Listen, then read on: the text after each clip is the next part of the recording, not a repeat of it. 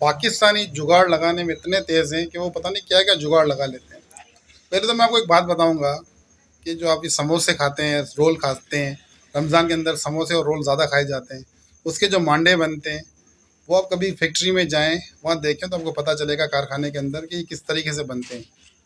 ये एक बहुत मुश्किल मरला होता है। इसका जो सबसे मुश्किल मरहला होता है वो होता है जब ये पकता है और एक शख्स एक उल्टा तवा रख के उसके ऊपर पका रहा होता है, और इतना लंबा बड़ा तवा होता है गोल, और जो उसके नीचे जो आग जल रही होती है उसकी हीट इतनी होती है कि वो आप वहाँ खड़े होकर बर्दाश्त नहीं कर सकते। लेकिन ये लोग वो पकाते हैं।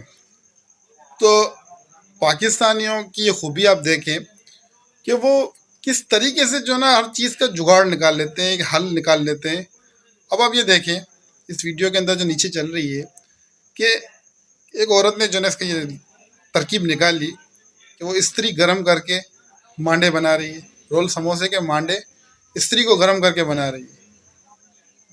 यार ये समझ में नहीं आता कि इस कौम के ऊपर कर्जा कैसे चढ़ गया। यकीन करो अगर इन पाकिस्तानियों को मौका मिल जाए ना तो ये चांद पे भी पहुंच जाएंगे।